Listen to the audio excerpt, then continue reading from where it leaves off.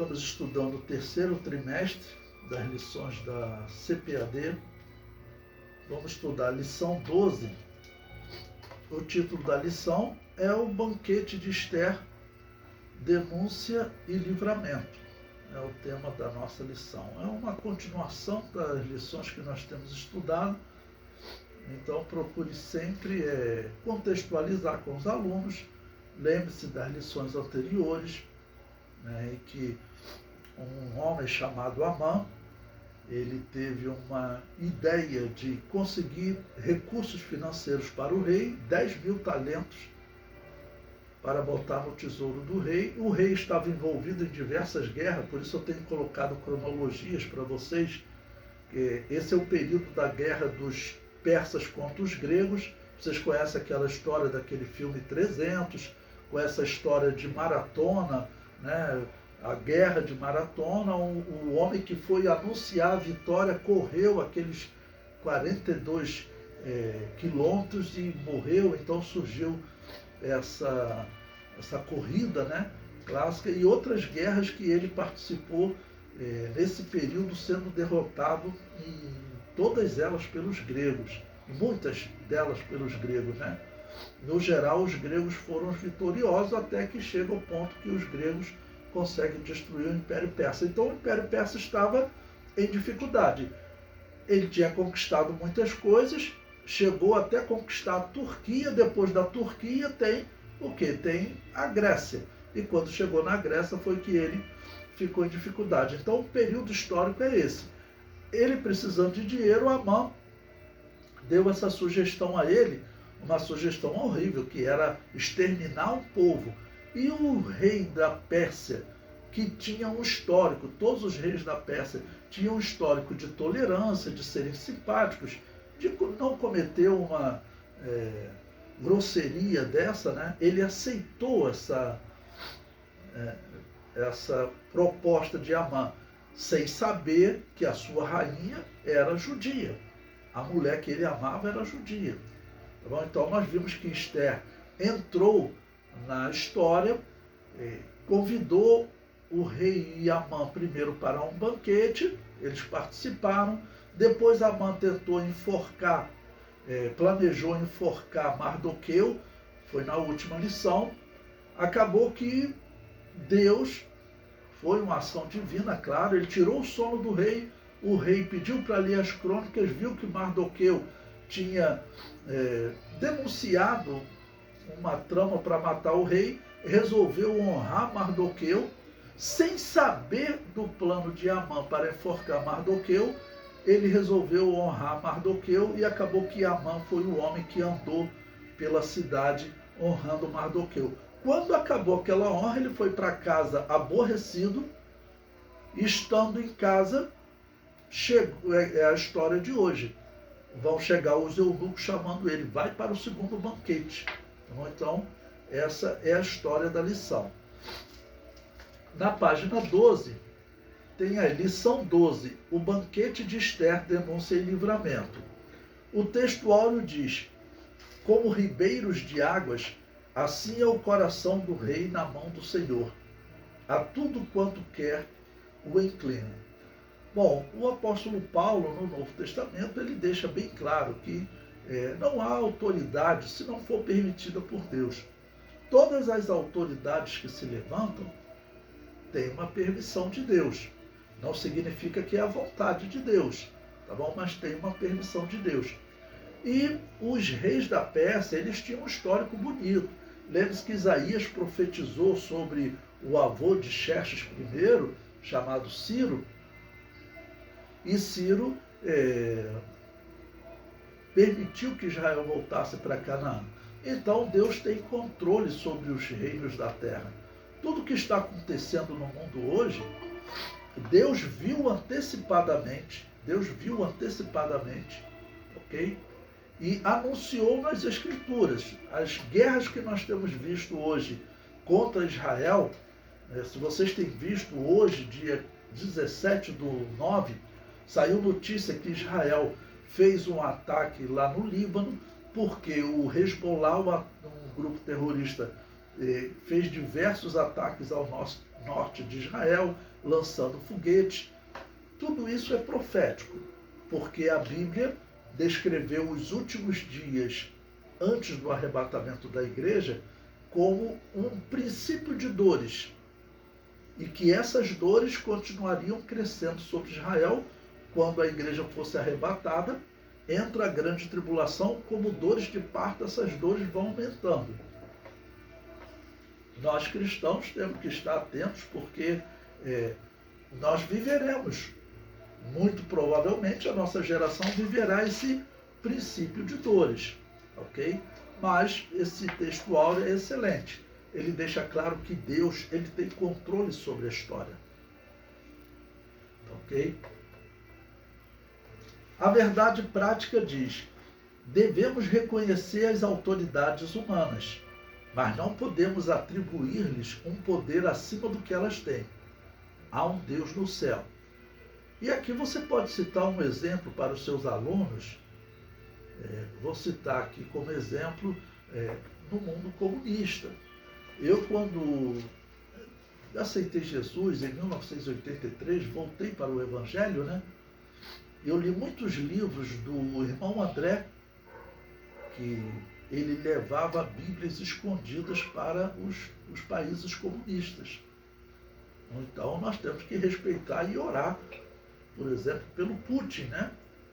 Temos que orar até para Deus esclarecer esse homem dessa essa loucura, dessa guerra que eles estão ampliando. Nesse momento, a notícia que saiu hoje é que o Putin convocou, parece que 150 mil soldados, porque a Ucrânia está conseguindo avançar na guerra e até invadir territórios russos, por conta das armas que Inglaterra, Estados Unidos, França cederam para a Ucrânia. E essas armas, com certeza, são mais avançadas que as armas russas.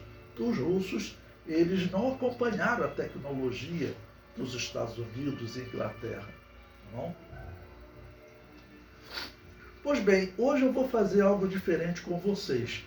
Na classe, vocês leiam a leitura bíblica em classe com os alunos, mas a lição, ela é uma lição assim que ela vai seguir o capítulo 7 de Esther. Bom, então, em vez de ler com vocês a leitura bíblica em classe e tecer comentários, eu vou tecer durante o comentário, porque ele é um estudo exatamente desse capítulo 7, ok? Então vamos para a página 6 da nossa revista.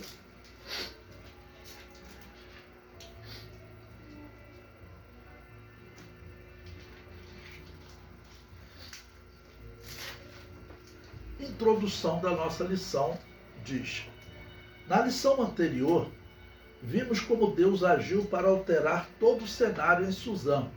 Mardoqueu foi honrado e Amã humilhado. O propósito de Amã era enforcar Mardoqueu. Apesar dele ter uma autorização do rei para eliminar os judeus, ele queria enforcar Mardoqueu antes. Mas, na lição anterior, nós vimos que isso mudou. Ele acabou honrando Mardoqueu por toda a cidade. Ficou humilhado com aquela ordem do rei. As condições agora eram outras. Até a mulher e os amigos de Amã já pronunciavam a sua derrota. Lembre-se que nós lemos semana passada, a mulher de Amã falou: olha, se ele é judeu, como você está dizendo, você vai ser derrotado. Tudo será resolvido no segundo banquete oferecido por Esther, que é esse banquete que nós vamos estudar agora. Capítulo 1, o banquete e a denúncia. Número 1, a instabilidade de Amã. O dia foi terrível para Amã. Cedo saiu de casa determinado a conseguir do rei a ordem de enforcamento de Mardoqueu. Durante o dia, serviu de guia para o cavalo que transportou seu desafeto judeu pelas ruas de Suzã, porque ele teve que levar Mardoqueu por ordem do rei, como um prêmio por Mardoqueu ter denunciado uma conspiração contra o rei. Em casa, enquanto ouviam uma sentença totalmente desfavorável, chegaram os servos do rei para levá-lo apressadamente ao banquete preparado por Ester. Amã estava certamente muito perturbado. Ir a um banquete naquelas circunstâncias deve ter sido muito desconfortável. Bom, seguindo aquela regra, eu coloco uns comentários em verde, aí na página 7. E eu quero comentar com vocês sobre essa expressão que diz que Amã foi levado apressadamente. O autor da revista falou aqui que ele estaria muito desconfortável. É possível que ele estivesse desconfortável, mas também é possível que ele tenha falado, bom, agora vamos esquecer esse momento, vamos para o banquete, vai ser um momento de glória e vai chegar a hora de eu matar esse indivíduo e confiscar os bens dele. Bom, então vamos falar sobre essa palavra apressadamente. Amã foi levado apressadamente. Veja o que diz Ester 6,14. Estando eles, ou seja, os amigos de Amã e a mulher, ainda falando com ele, chegaram os eunucos do rei e se apressaram a levar Amã ao banquete que Ester preparara. Então, apressaram. Eu comento abaixo. O termo apressadamente neste versículo é tradução do hebraico barral, e segundo o dicionário Strong pode ser traduzido por perturbar, alarmar, aterrorizar, apressar, estar perturbado, estar ansioso, estar com medo, estar apressado, estar nervoso. Ou seja, pela palavra que foi usada aqui no hebraico, pode traduzir só por apressar, né, por eles estarem apressando ele, mas realmente Amã ele poderia estar esperançoso, bom, agora tudo passou, mas ele poderia estar preocupado, porque o plano dele, pelo menos esse primeiro plano, caiu por terra. Diante da humilhação estudada na lição anterior, Amã deve ter renovado as suas esperanças, mas também pode ter ficado extremamente preocupado com o desenrolar dos eventos. A situação que estava ruim, por ter executado a ordem de exaltar Mardoqueu, poderia melhorar diante do banquete, mas a situação poderia piorar. E vai piorar. E a pessoa que escolhe o caminho mau não tem jeito. A Bíblia diz: o que o homem plantar, isso também ele vai colher. E as pessoas estão escolhendo servir o demônio. Vocês sabem que o culto ao demônio está crescendo no mundo. O Rio Grande do Sul sofreu um desastre tremendo. Então, lá uma cidade, não sei qual foi o resultado, mas estava planejando botar lá uma estátua de Satanás. E Satanás, ele vive para fazer o homem sofrer. Eles têm um ódio dessa criatura de Deus, que é o homem. Ele vive para fazer o homem sofrer. E eles estão lá querendo honrar Satanás. É um exemplo daqueles que escolhem o caminho mau. Bom, página 8. O banquete do vinho. O banquete para o qual Ester convidou Assuero é chamado de banquete do vinho.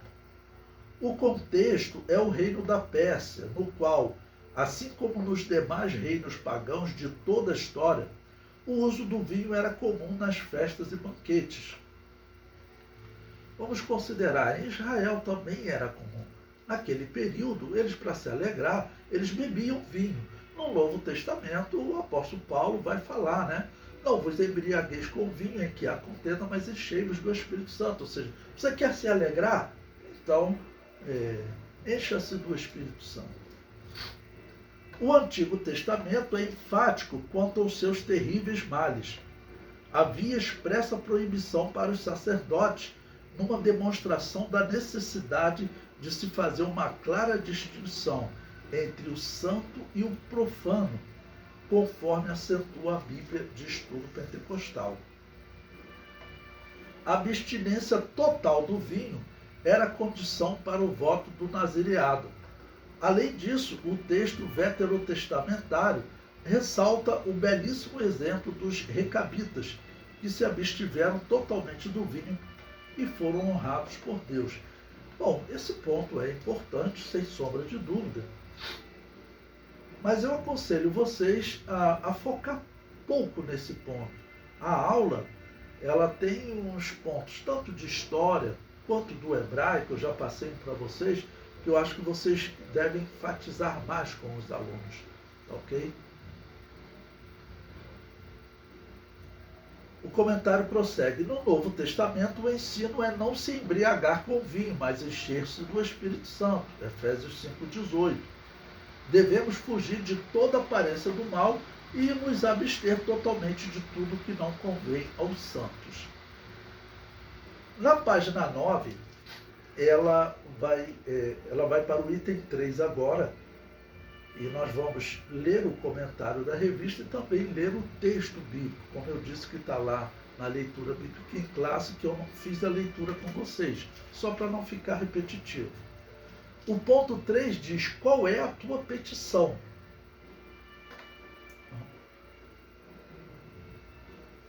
Assuero estava mesmo determinado a saber o que inquietava a rainha, a fim de atendê-la. O fato de Esther comparecer em sua presença correndo risco de morte e no primeiro banquete ter mantido suspense quanto ao que lhe afligia, deve ter levado Assuero a suspeitar que algo muito grave estava acontecendo. Bom, vamos lembrar que no primeiro caso, quando Mardoqueu denunciou a conspiração contra o rei, foi Esther que levou a notícia a ele. Então Esther, ela já era uma mulher de confiança do rei, né? E realmente o rei demonstra que ama Esther. Tanto que o título que ele coloca nesse tópico, qual a tua petição, vai ser acompanhado de uma declaração de confiança. Até metade do reino vai te ser dado. Isso é uma declaração de confiança. Eu confio no teu pedido, você salvou a minha vida. Poderiam me matar, porque conspiração era normal desse período. Tanto que diz a história que Xerxes será morto futuramente numa conspiração. O comentário prossegue. Daí sua prontidão a novamente inquirir-lhe: qual é a tua petição, rainha Esther? Qual é o teu requerimento? Até metade do reino se fará. Eu coloquei um comentário em verde. O rei demonstra grande amor e apreço por Esther.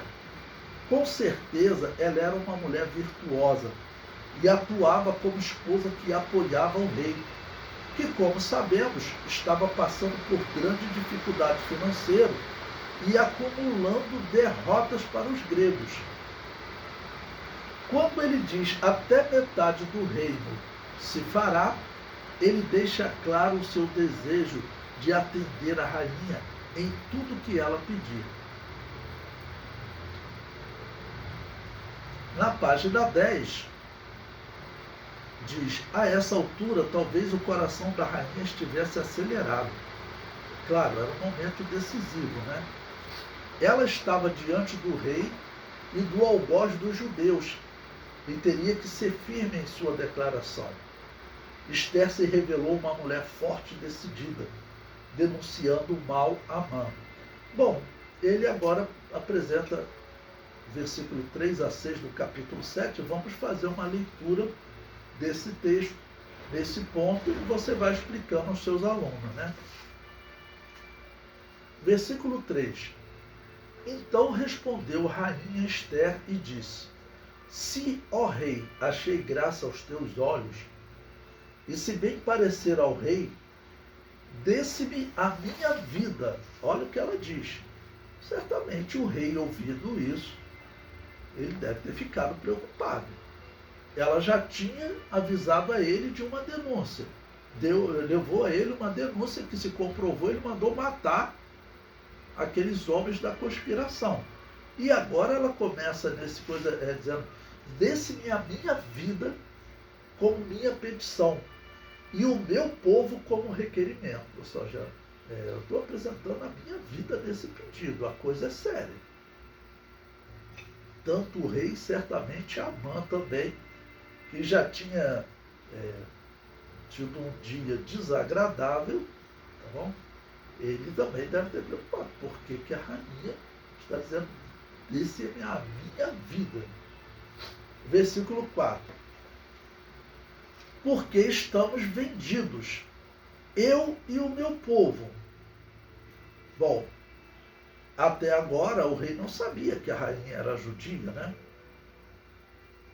E como eu tenho dito para vocês, não era comum dos reis da Pérsia terem uma atitude como esse rei teve, aceitar exterminar um povo para conseguir dinheiro, para conseguir continuar com as suas guerras.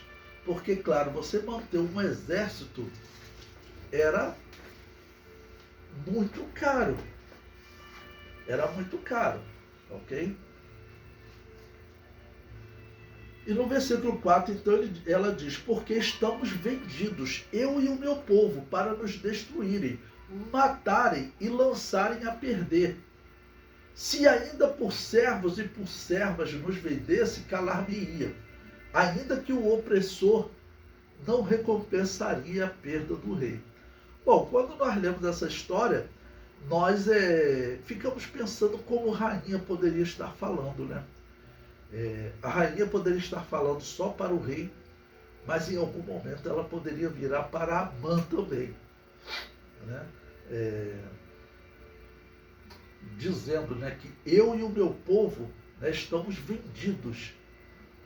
E como estavam ali os dois homens, Amã que propôs a destruição dos judeus, já pode estar correndo na cabeça dele, olha, é um segundo desastre para mim nesse dia.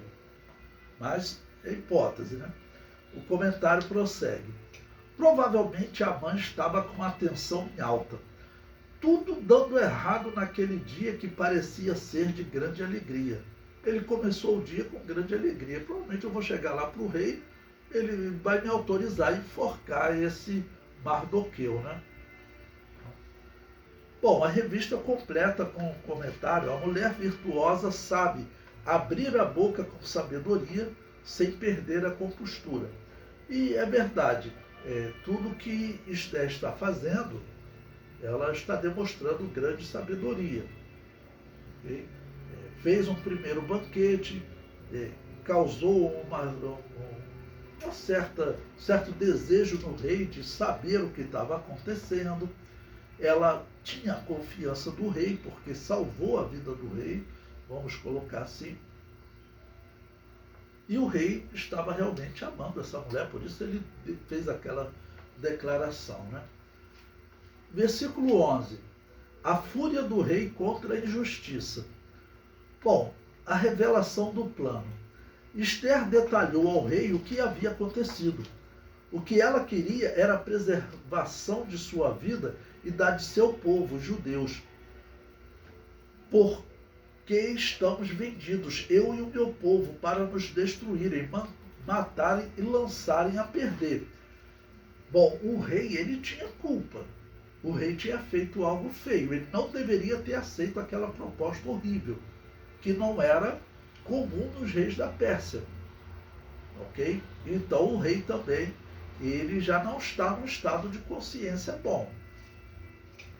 Esther fez ver ao rei o absurdo do plano que visava o extermínio de toda uma raça. Nada comparável a uma venda como escravos ou servos, o que não era incomum na época.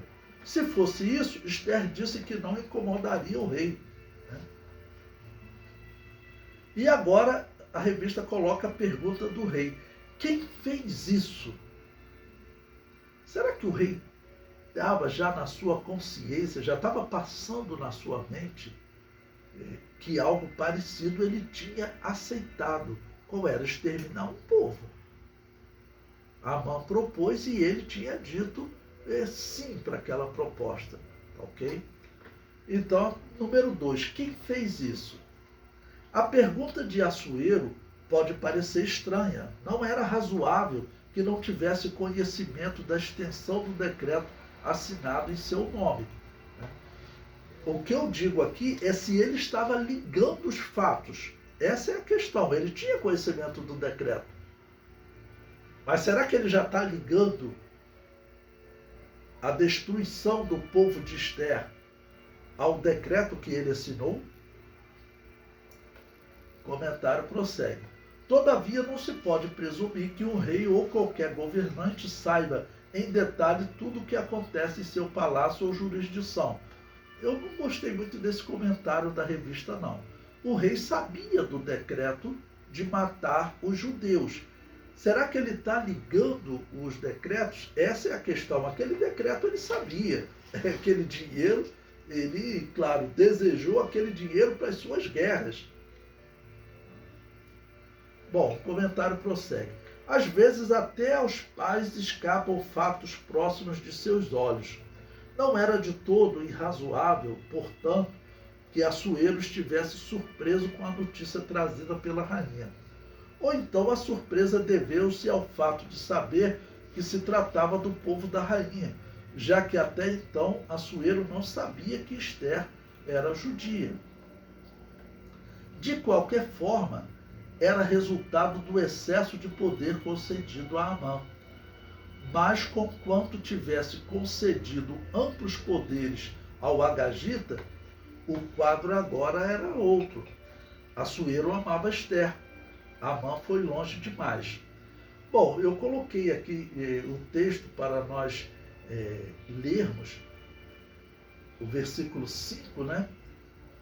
E 6, o versículo 5 que diz: Então falou o rei Assuero e disse a rainha Ester: Quem é esse?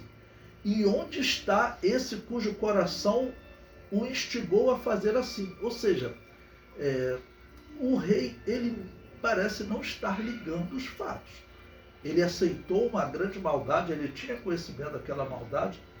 Eu não concordei com esse conhecimento do autor, como se ele tivesse assinado um documento sem saber. Aquela destruição dos judeus, ele sabia.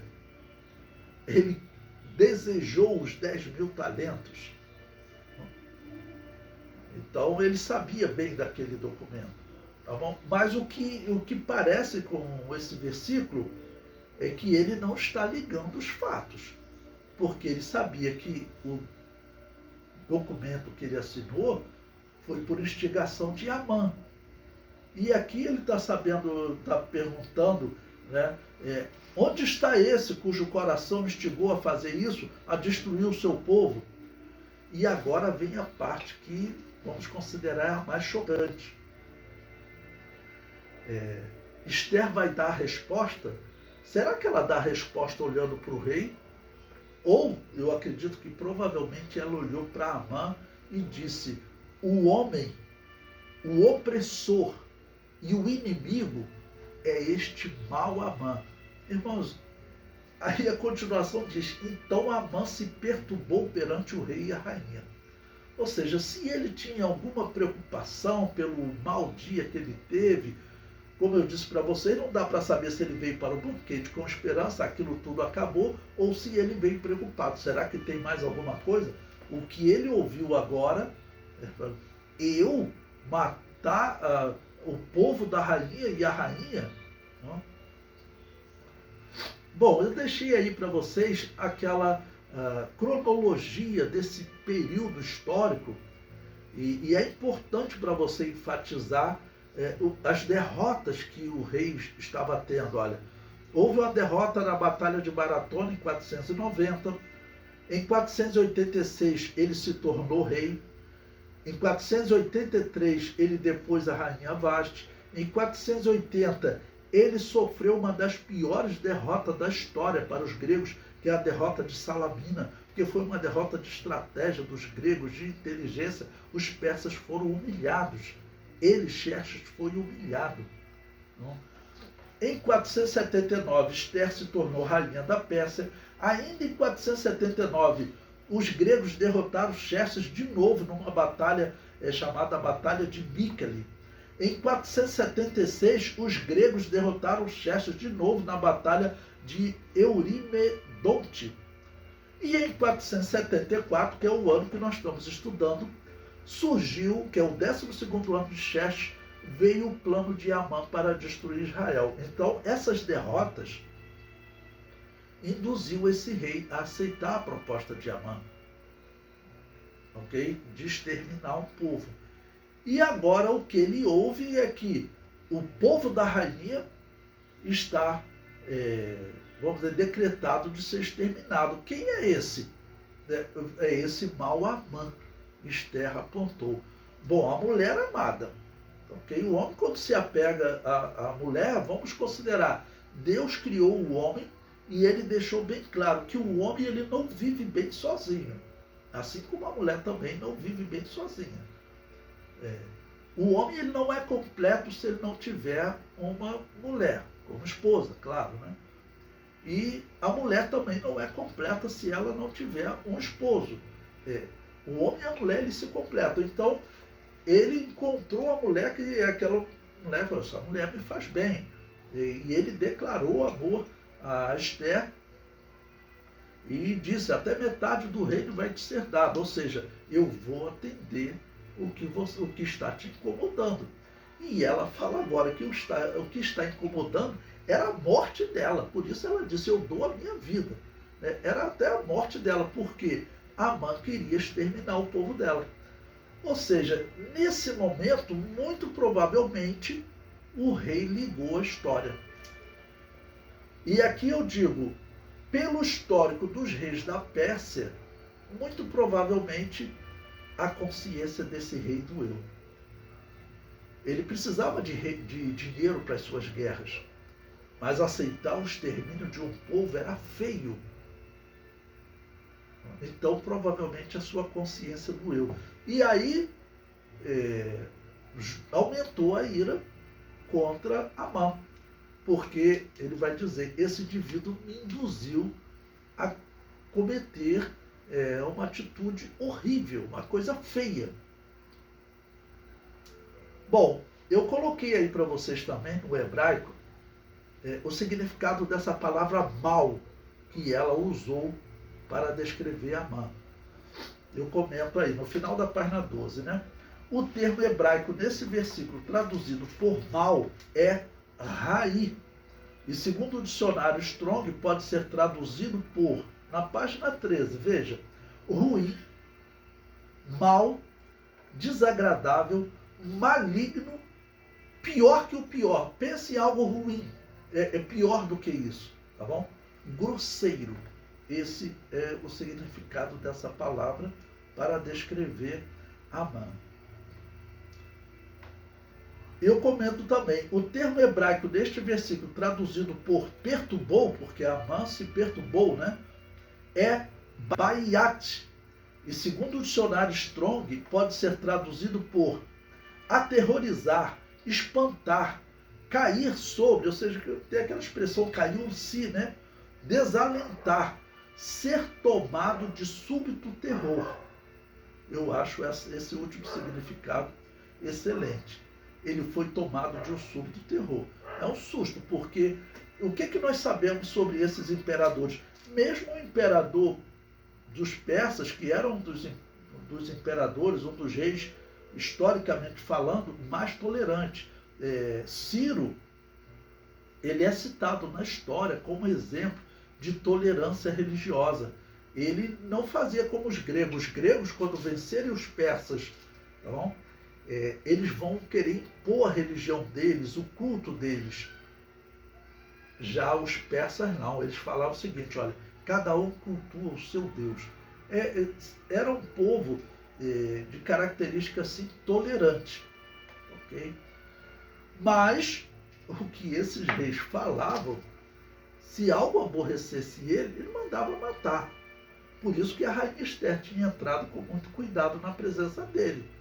Porque se aborrecesse ele corta a garganta. E a pessoa, os soldados iam lá e cortavam, porque acabou.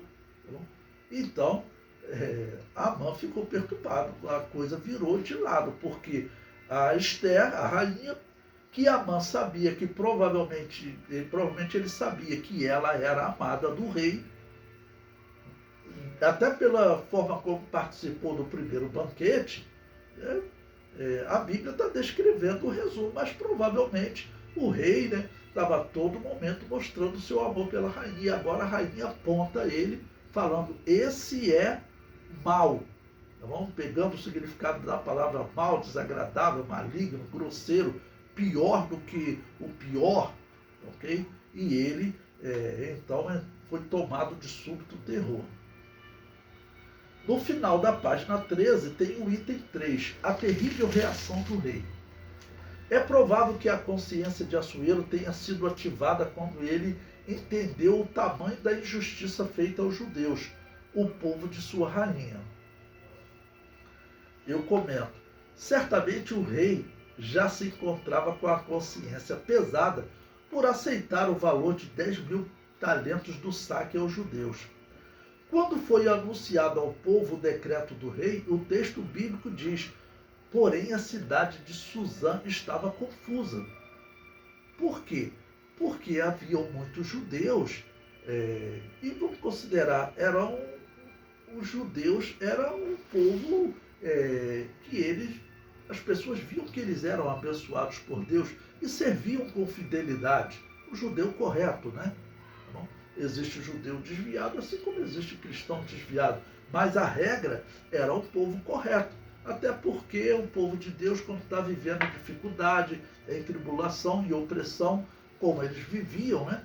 Ok? Num país estranho, eles tinham certo cuidado nas suas atitudes, tá bom? Então, quando diz que a cidade ficou confusa, era por isso. Por que exterminar um povo? Isso não é comum aos reis da Pérsia. O que está acontecendo? Na minha interpretação, como eu tenho dito para vocês, ele queria dinheiro para as guerras. Esse era o motivo, tá bom? Por isso que eu mostrei para vocês ali na cronologia que ele havia tido diversas derrotas. E eu concluo, né? Os reis persas tinham a fama de serem benignos, mas essa atitude do rei era maligna. Ou seja, tudo isso criou uma grande confusão no rei. Olha, eu tive essa atitude feia, o causador dessa atitude feia foi esse tal de Amã, não? E isso envolve até a minha rainha. Ah, não, eu vou tomar uma atitude, né? E essa atitude não vai ser boa, né? O comentário prossegue, na página 14. Com toda firmeza, Esther respondeu ao rei cara a cara com Amã. O homem, o opressor e o inimigo é este mau Amã. Deus nos capacita no momento certo a erguer a voz em favor dos que não podem se defender. Esther não agiu de forma temerária ou precipitada, não instigou motim ou qualquer expediente violento, confiando em sua própria força. Manteve sua confiança em Deus e soube agir na hora certa, no lugar certo e da maneira certa. Assuero ficou tão furioso que se levantou do banquete e foi para o jardim do palácio. Veja o que diz o versículo 7. E o rei, no seu furor, se levantou do banquete do vinho para o jardim do palácio. E Amã se pôs em pé para rogar a rainha Esther pela sua vida, porque viu que já o mal lhe era determinado pelo rei. Provavelmente o rei já olhou para ele. A gente pensa aquela cena quando alguém tem uma conclusão mal sobre o outro, provavelmente já vai caminhando de costas. Já viu? Essa normalmente é a cena, né? Vai caminhando de costas, olhando para a pessoa e vai rápido para o jardim. Amã falou, né? Já tenho tido um dia ruim, a coisa vai piorar. Na página 15, né, continua a leitura. A essa altura, Amã já estava apavorado. A reação que teve foi se lançar sobre o assento de Esther, rogando-lhe misericórdia. A situação ficou ainda pior. O rei voltou do jardim e viu Amã prostrado sobre o divã da rainha e fez uma péssima interpretação da cena. Amã estaria querendo desonrar a rainha diante do rei? Bom, ele colocou aí uma tradução NAA, Nova Almeida atualizada, né? Bom, eu faço um comentário abaixo sobre a proposta dessa tradução. Eu coloquei a Esther 7,8 na nossa tradução, que diz: tornando, pois, o rei do jardim do palácio à casa do banquete do vinho, Amã tinha caído prostrado sobre o leito em que estava Esther. A questão é essa palavra leito, que na versão atualizada ele traduz como divã. E prossegue: então disse o rei: porventura quereria ele também forçar a rainha perante mim nesta casa? Claro que ele não estava querendo fazer isso, mas a ira que o rei foi tomado pela sua atitude feia de aceitar vender, destruir uma nação, um povo, para conseguir dinheiro para a guerra. Essa é a minha interpretação, né? Tá bom? Ele não tinha outro motivo. Eu só posso entender o motivo desses reis que eram benevolentes, historicamente. Eu só posso entender ele aceitar essa proposta por ele precisar de dinheiro para a guerra contra os gregos, porque ele estava tendo diversas derrotas e precisava de mais soldados. Contratar soldados é muito caro, organizar um exército é muito caro. E até por aquele filme 300, vocês sabem que historicamente os persas eram em quantidade maior, só que os gregos estrategicamente derrotavam os persas de forma humilhante. Então isso estava pesando no rei. Então, na minha interpretação, essa atitude é que teria levado o rei, esse histórico, né, de derrotas é que teria levado o rei a essa atitude muito feia, que ele reprovava, mas aceitou por precisar de dinheiro. Então agora, ele aflito, com a sua atitude feia, ele ficaria mal diante do povo, já estava mal diante do povo, tanto que eu li para vocês, o povo ficou confuso. O que significa isso? Não é próprio do rei, porque ele está fazendo isso. E agora ele vê que a sua rainha, a mulher que ele amava, era desse povo, ou seja, esse Amã, né, é alguém que tem que ser morto. E ele vê essa atitude dele, tá bom? Ele faz essa pergunta, né? E o versículo conclui: saindo essa palavra da boca do rei, cobriram a Amã o rosto. Ou seja, os eunucos que vieram já fizeram o seguinte, já cobriram a cabeça dele. Normalmente se colocava um capuz, né, para o indivíduo não ter reação.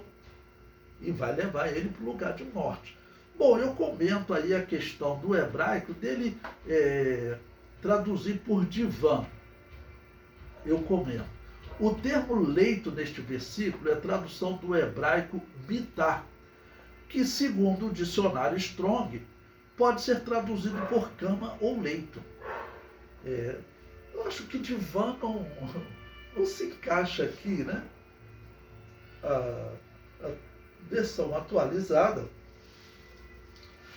eu comento abaixo, né? A revista sugere a tradução divã como aparece na versão NAA, Nova Almeida Atualizada, mas o termo hebraico é melhor traduzido por leito, ou seja, a rainha falou aquilo, o rei saiu, a rainha teria, né, deitado no seu leito, na sua cama. E, assim, não está descrito claramente, mas seria como se a mãe estivesse ali no leito, como que agarrado no pé dela, pedindo, né, pela sua vida. E aquela atitude, eu estou falando, por que o rei interpretou que ele queria forçar a rainha? Né? Parece, não está no texto, mas parece que ele estava agarrado à rainha, pedindo, né, da hora da morte. A hora da morte, tem pessoas que são valentes, mas se a morte chega, a pessoa chora, né? A pessoa chora. Fica apavorada. A morte é uma coisa que os maiores valentes temem ela, né? Na página 16 eu comento: a cena interpretada como Amã extremamente desesperado e jogado no leito de Esther, talvez até segurando os seus pés, tem que corrigir aí, né, porque saiu errado, né? Talvez até segurando os seus pés, o que teria causado a interpretação do rei. Porventura quereria ele também forçar a rainha perante mim nesta casa? Saindo essa palavra da boca do rei, cobriram Amã o rosto. Né? Então eu coloco a hipótese dele, ele estava apavorado, ok? Ele estava apavorado. Então ele pode ter tido essa atitude horrível, de um pavor ali, segurar o pé da rainha, alguma parte do corpo da rainha, pedindo clemência. Não? Bom, capítulo 3, ainda na página 16, o grande livramento. A história da forca chegou ao palácio. A reação física e verbal de Assuero levou seus servos a entender que a morte de Amã estava decretada. Depois que o rei redobrou seu furor por vê-lo deitado junto à rainha, seus servos cobriram o rosto de Amã. A história da forca preparada no dia anterior já havia chegado ao palácio. Nada ficou oculto. Um dos eunucos, Arbona, sabia até o tamanho, 50 côvados de altura, cerca de 22 metros. Eu falei para vocês semana passada, 25 metros. O côvado, não existe um côvado preciso, havia várias medidas de côvado. E normalmente é usado a metade, tá bom? Como um número redondo, tá bom? Então 50 côvados seria 25 metros. Em alguns países, como o Egito, era diferente, Babilônia, em próprio Israel, Então cerca de 25, 22 metros. E tem uma parte aí da revista que eu acho bem interessante, então eu coloquei em azul para vocês. Não se sabe por qual motivo Amã teria preparado uma forca tão alta. Seria para promover um espetáculo público? Eu concordo com a revista. Provavelmente ele queria fazer um espetáculo público. 25 metros, pense, uma casa em média tem 4 metros de altura, um cômodo, para refrigeração, ok? 4 metros de altura. Você fazer uma de 25 metros era uma forca muito grande. Ele queria fazer um espetáculo mesmo. Eu responderia com sim. Ele queria fazer um espetáculo. 25 metros é muito alto. Na página 17, a revista diz: os ventos mudaram. Até aquele dia, à exceção de Mardoqueu, todos os servos de Assuero se inclinavam e se prostravam diante de Amã. Mas talvez ele não fosse tão querido assim na corte. E aqui eu vou colocar uma hipótese, irmãos. Talvez alguns desses servos fossem judeus. Nós teremos, se você olhar na cronologia geral que eu passei para vocês em outros momentos, olha, nós estamos estudando o 12º ano do rei Xerxes I, tá ok? Ano 474 a.C., segundo a cronologia. Olha, no ano 458, okay, menos de 20 anos depois, Esdras, okay, ele é uma autoridade, tá bom? E também Neemias, pessoas que serviam na corte. Então, esses servos, talvez também, esses eunucos, talvez fossem israelitas, porque os israelitas, por promessa de Deus a Abraão, Deus prometeu e fez cumprir na história. Os israelitas eram sempre abençoados onde eles chegavam. Haviam israelitas como José, fiéis nesse período. Haviam israelitas infiéis, que nós sabemos que estavam servindo a outros deuses, mas haviam israelitas fiéis. E esses homens eram abençoados como José foi.